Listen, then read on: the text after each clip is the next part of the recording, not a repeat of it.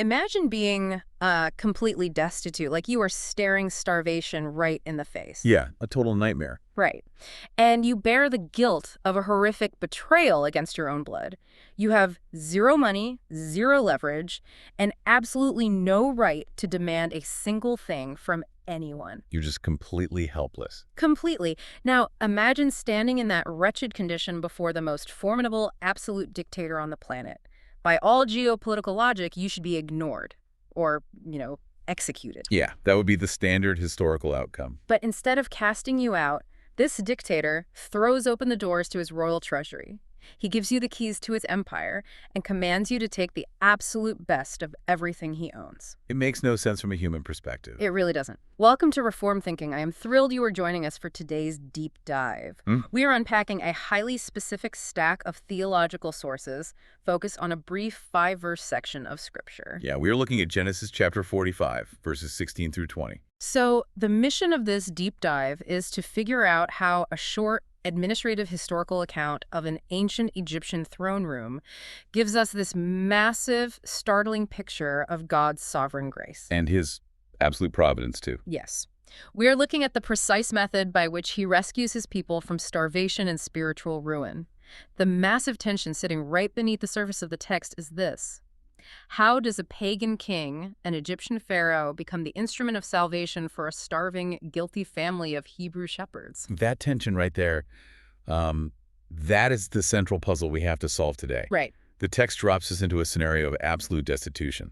The sons of Jacob are staring into the abyss of a relentless, devouring famine. And they are guilty men. They are stained with the treacherous, violent betrayal of their own brother, Joseph. Exactly. They stand completely powerless to save themselves or their starving families back in the land of Canaan. They possess no merit at all, no political leverage, and, no inherent worthiness that could possibly compel the greatest monarch on the face of the earth to grant them life, let alone luxury.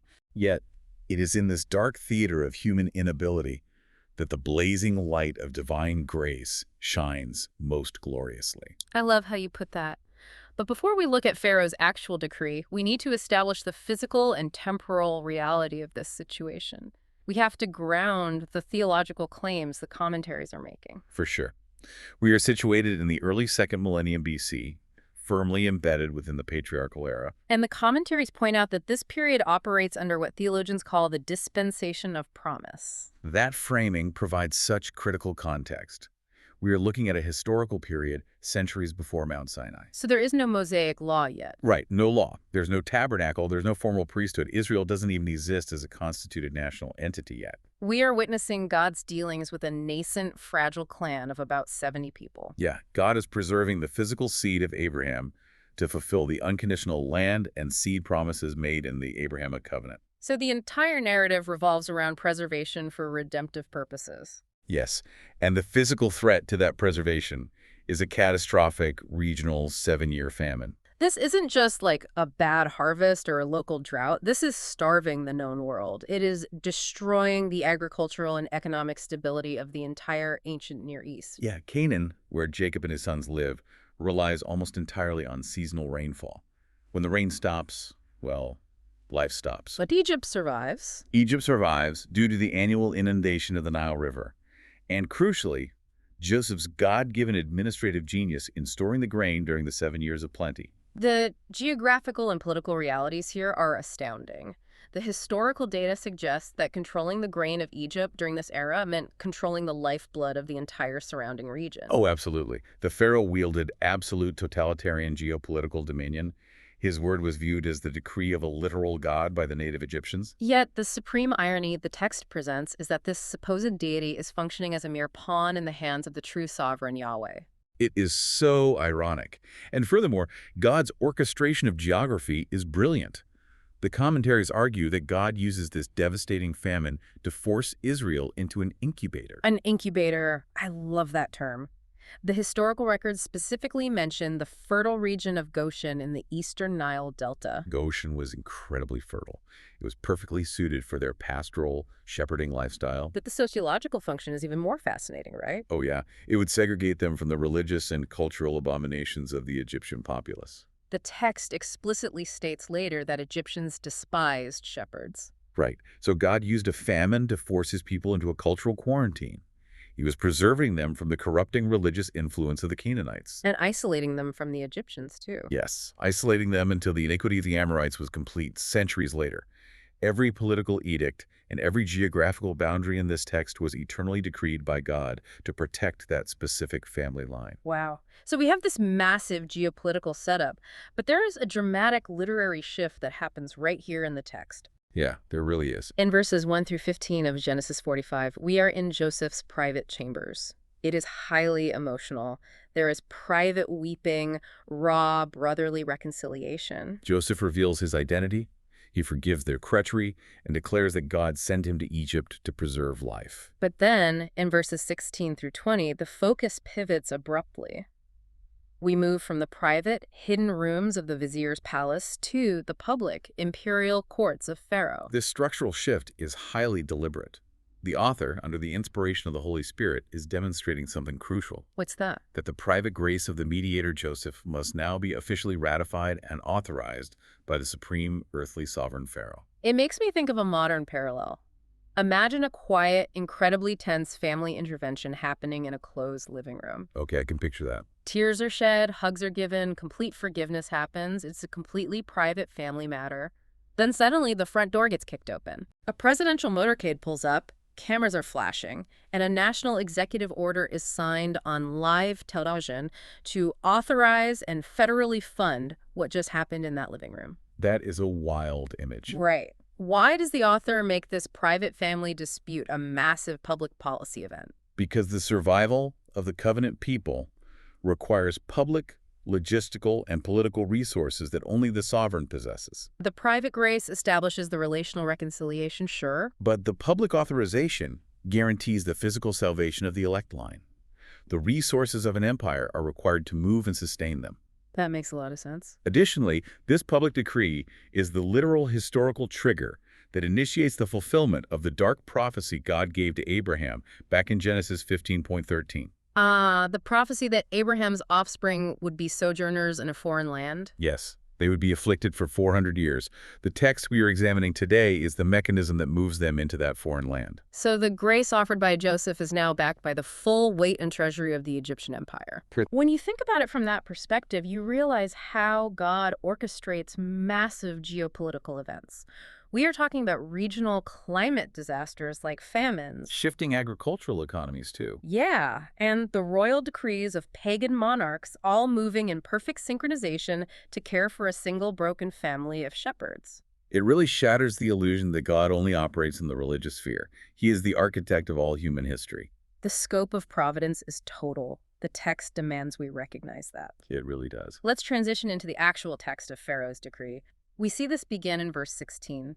The transition occurs when a simple report reaches the highest level of the Egyptian government and causes a shocking reaction. The Hebrew text states, now the report was heard in Pharaoh's house. Joseph's brothers have come. And the immediate reaction. The immediate resultant of clause is, and it pleased Pharaoh and his servants. Let's dig into the language there because the commentaries provide some fascinating exegesis. They really do. The Hebrew phrase is "waytav b'ni a Pharaoh," which translates literally to "it was good in the eyes of Pharaoh." Right.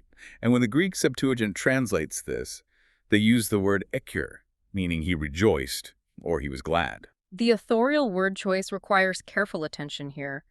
Moses could have used words indicating bureaucratic tolerance or mild indifferent permission. But he doesn't. Instead, he uses a phrase that denotes a deep internal satisfaction. Pharaoh is actually rejoicing over the opportunity to welcome these men. And the entire Egyptian court shares this favorable response, which honestly defies ordinary human logic. It totally does. Wait, I struggle with this. Let me push back on this scene a little bit. Go for it. Pharaoh is a ruthless pagan dictator. He thinks he is a divine being. Historically, Egyptians despised shepherds. They viewed them as culturally backwards and unclean. All true. It makes zero logical sense that Pharaoh would just hand over his royal treasury and prime real estate to foreign refugees. Is he just completely manipulated here? It seems that way, doesn't it? Yeah, or is there a geopolitical angle we are missing? Do the brothers bring some massive political leverage to the table? The short answer is no. They bring absolutely zero political or economic advantage. Nothing at all. Nothing. They are destitute, starving refugees from a drought-stricken land.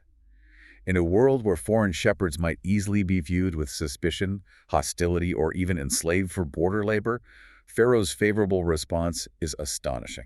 So what's the reason? The commentaries make a crucial point here. Pharaoh's pleasure is entirely derivative. Derivative, okay. He cares nothing for the brothers inherently. His favor rests completely on his immense love and gratitude for the mediator, Joseph.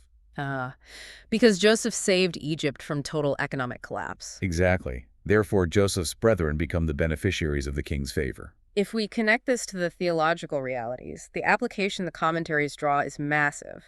They frame this as a direct, undeniable parallel to how the King of Heaven views guilty sinners. Yes, God looks upon us with favor solely because he is well pleased with the Lord Jesus Christ. This directly confronts the human assumption that we can somehow generate merit to please a holy God. We are accepted entirely in the Beloved. We possess no inherent worthiness that compels God to save us. Just as the brothers stood before Pharaoh with nothing but their empty hands and their past guilt, we stand before God completely bankrupt. Our access to the throne room of heaven rests exclusively on the righteousness and the mediation of Christ. To put that in perspective for you listening, think about how often you try to negotiate your standing before God. Yeah, that happens a lot. Are you trying to offer him your good works, your moral track record, your consistent religious attendance, hoping he will find some inherent leverage in you? If you try to bring your own leverage, you will starve. The only way you get the favor of the king is if you are riding on the coattails of the sun. The essence of grace is that it is unmerited by the recipient. It is derived entirely from the king's pleasure in the Son. So good. But, Pharaoh's pleasure doesn't remain a passive emotion, though. It isn't just a warm feeling in his heart. No, it immediately produces authoritative logistical action in verses 17 through 19. We see a radical shift in the syntax of the Hebrew text here. Pharaoh speaks to Joseph, commanding him to command his brothers. The text just erupts with a rapid-fire string of imperatives. I know the commentaries specifically point out the Hebrew verb stems used here. They mention the peel and qual stems. Right. For those of us who don't read ancient Hebrew, can you explain how those work and why they matter? Absolutely. In Hebrew, the qual stem is just a simple active verb like saying go or take. Okay, something enough. But the peel stem is intensive. It implies aggressive, urgent action. It is the difference between saying, please pack your things when you have a moment and move right now. Oh, wow. So Pharaoh issues these intense, rapid commands. Yes. Do this. Load your beasts, go, take, and come. The sheer density of those commands is intense. He also provides the physical means for the journey. He authorizes the use of literal wagons from Egypt, carts made of wood and wheel, specifically for the little ones, the wives, and for Jacob. When we examine extra-biblical historical records regarding royal decrees in the ancient Near East, particularly Egyptian vizierial installations, we find this exact authoritative tone. The sovereign speaks, and the physical reality of the empire bends to his will. The grace offered here is a commanding grace. Pharaoh isn't offering a polite suggestion or a casual invitation that the brothers can weigh and consider at their leisure. He issues an effectual call that demands absolute compliance. Right. And the commentaries point to a brilliant theological synthesis here, specifically referencing Chapter 5 of the Westminster Confession of Faith. It notes that God governs all things, but he uses ordinary means. This is a vital guardrail against mystical laziness. God ordains the end, which in this case is the physical salvation and preservation of the covenant family in Egypt. But he also ordains the physical means to accomplish that end. Yeah, the wagons, the beasts of burden, the physical travel, the packing of supplies. God's providence does not cancel human responsibility. It establishes the arena in which human responsibility must be exercised. Let me offer an analogy for this, because I think people get tripped up on how God's sovereignty and human action work together. Go ahead. Think about a massive global supply chain, like the ones run by major shipping corporations. The CEO and the master algorithm dictate exactly where every shipping container on the planet is going to end up. The destination is predetermined and guaranteed. But the local warehouse worker still has to physically drive the forklift, pick up the pallet, and load the truck. You can't just sit in the warehouse and expect the box to magically teleport to its destination because the algorithm decreed it. That is a great way to put it. God provides the wagons, but the brothers still have to pack them. They have to load the beasts. They have to make the dangerous, dusty trek back to Canaan and convince their aged father to pack up his entire life. A mystical spirituality despises wagons, beasts, roads, and sweat as too ordinary. But the biblical view honors means. The Lord provides through planning, medicine, lawful government, employment, savings, counsel, and practical physical service. To despise means is not true spirituality. It is presumption. At the same time, we must not idolize the means, as if the physical wagons themselves save apart from the God who sent them. So applying this to you, the listener, where in your life are you waiting for a supernatural lightning bolt event when God has already provided the ordinary wagons of grace? Good question. Are you ignoring the practical, logistical provisions God has placed right in front of you because they don't look mystical enough? Faith moves when the word directs the path. The brothers couldn't just admire Pharaoh's generosity from a distance. They had to obey the intense command to load the beasts and travel. The command to load the wagons comes with a highly specific, challenging prohibition regarding what must be left behind in Canaan. We see this in verse 20. Right. Pharaoh issues a negative injunction. Do not concern yourselves with your goods. The Hebrew exegesis on this is fascinating. The phrase is einechem al tachos al kelihim. Yes. The research translates this literally to, let not your eye pity your vessels or pity your stuff. The verb used there is kus, which means to pity, or to look upon with compassion. It is often used in biblical contexts of sparing someone from destruction, right? Exactly, like a judge having pity on a criminal. Here, it is used negatively regarding inanimate possessions. The syntax forcefully demands that the brothers look upon their old Canaanite possessions with utter disregard. They are not to look with regret, anxiety, or emotional attachment upon the physical items that cannot be conveniently brought with them on the wagons. And the text gives a specific reason why. There is a causal clause introduced by the Hebrew particle kai. For the best of all, the land of Egypt is yours. The word translated best is tuf. It means the fat, the bounty, the absolute finest and most excellent produce of the kingdom. It implies supreme lavishness. So the grammatical relationship is highly causal. Do not pity your broken pots in Canaan because the opulent wealth of the Egyptian empire belongs to you. The syntax demands that the old life is rendered worthless, precisely because the king's new provision is infinitely superior. Spot on. I have to ask, because I know people will hear this and wonder, is this a mandate for asceticism? What do you mean? Is the text condemning the ownership of property or telling believers they need to sell everything they own, sleep on the floor, and live in poverty to be holy? No, the text is dealing with the lordship of the heart, not presenting a universal rule against private property. It exposes material anxiety. Genesis recognizes possessions as gifts and responsibilities, right? Yeah. Abraham, Isaac, Jacob, and Joseph all deal with massive amounts of material wealth. The issue is bondage of the heart. So in this specific historical moment, clinging to their goods in Canaan would hinder their obedience to the path of life God had opened. The Puritan mindset applies beautifully here. Use the world, but do not let the world use you. The contrast is so stark. You have the broken, empty, famine-struck vessels of a dying land on one hand, and the royal, lavish bounty of the king on the other. Clinging to the lesser hinders obedience to the greater. If your hands are full of broken clay pots, you can't grasp the royal feast. Imagine a refugee fleeing a burning city. And right before they get on the rescue helicopter, they insist on running back into the fire to grab a broken toaster. It is irrational. That is exactly it.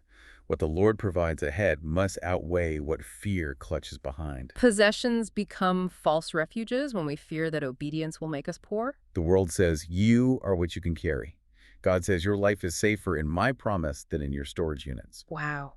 When Moses wrote, "Don't pity your stuff," he was talking to people terrified of leaving the familiar. And you listening to this right now know what that fear feels like. This is a very human reaction. Staring at a new opportunity or a clear command from God, but refusing to let go of a broken past.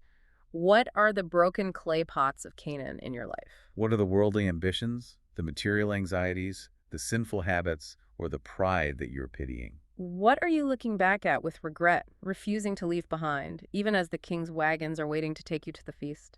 It is a devastating strike against worldliness. It confronts the idol of the human heart that desperately wants to hold on to the past while simultaneously trying to grasp the riches of the future. The narrative of an ancient famine rescue is not just a localized, isolated historical event. The sources argue that it provides the blueprint for the entire gospel through Christological fulfillment and typology. We have to look at the immediate historical result first. This entire sequence of events, the famine, Joseph's rise to authority, Pharaoh's decree, results in the preservation of the physical lineage of the tribe of Judah. Why does that matter? Because from Judah will come the royal line of David, and eventually the Messiah, Jesus Christ, according to the flesh. If God doesn't send those Egyptian wagons, Judah starves in Canaan. If Judah starves, David is never born. If David is never born, Jesus is never born. The preservation of the gospel itself hangs on the logistics of a grain silo in Memphis. Every syllable of this text is pregnant with the preservation of redemptive history. But beyond just the physical lineage, the sources point out a massive typological pattern. Yeah, Joseph acts as a supreme Old Testament type of Christ. The pattern is undeniable. Joseph was deeply loved by his father. He was violently rejected by his brethren, stripped of his clothing, sold for the price of a slave. Falsely accused and seemingly left for dead in the pit of a prison. Yet he was exalted by God to the right hand of supreme authority, given a name above every name in Egypt, and made the sole dispenser of the bread of life to a starving world. And then look at how the brothers arrive. They come completely destitute. They possess absolutely zero righteousness of their own. They bear the heavy guilt of their murderous betrayal. It perfectly mirrors the universal human condition before God. It exposes our total inability and bondage to sin that finds its answer only in Christ. You know, it is so easy to read this story as a basic moral fable. I think a lot of people grew up hearing this in Sunday school, and the takeaway was just be nice to your siblings or learn to forgive people who hurt you, just like Joseph did. Treating this as simple moralism is a fatal misreading. Yeah. If we strip Christ out of this text, we turn it into a cheap self-help lecture. Joseph isn't just an example of good behavior. He is a shadow of the Redeemer. The story points directly to the imputation of Christ's righteousness. Let's unpack the imputation of righteousness for anyone unfamiliar with the term. Imputation means to credit something to someone's account, like a bank transfer. Think about the clothing and the provisions. The brothers exchanged the filthy, famine-struck rags of their sin for the perfect, spotless garments and provisions of the king. Joseph's perfect record, his massive credit score, so to speak, is applied to his brother's bankrupt account. Just as the brothers had no claim on Pharaoh's favor except their relation to Joseph, sinners have no claim on the Father's house in themselves. We come with guilt, need, and empty hands. Our access rests entirely on Christ, the true and greater Joseph. The gospel doesn't say, come because you are worthy. It says, come because the Son is worthy and because the Father is pleased to receive all who are united to him. That is the core of it all. Because this text is so dense with theological claims, the commentaries aggressively defend it against modern misinterpretations. They certainly do. Now, to be clear to you listening, we are going to impartially report the arguments our sources make regarding some politically and theologically charged topics. We are simply conveying how the source material applies this ancient text to current controversies. We are not endorsing one side or the other. Right. The sources we are analyzing provide a vigorous critique of several modern frameworks. First, they critique the prosperity gospel. The sources argue that while Egypt offered immense wealth, it was a temporary provision for a pilgrim people. It was not a guarantee of worldly riches for every believer today. Right, because historically, Egypt eventually becomes a house of bitter bondage and slavery for the Israelites. The wealth had an expiration date. The abundance is real, but it is temporary. The sources warn that taking Pharaoh's promise of the best of the land as a blank check for modern financial success ignores the overarching redemptive narrative. God was providing temporary shelter, not establishing an earthly utopia for them. Exactly. The sources also state that this text refutes Arminian theology. The sources argue that this passage shows salvation as a sovereign decree, not a cooperative negotiation between man and God. Arminianism often suggests that man cooperates in his salvation by generating the faith or willpower to choose God. The sources contend that Genesis 45 portrays grace as an effectual command. The sovereign not only commands the journey, he provides the physical wagons, supplying the exact grace required for the brothers to be able to obey. They don't meet Pharaoh halfway. Pharaoh provides the entire means of their rescue. Additionally, the sources reject liberal critical scholarship and sociological readings like critical race theory.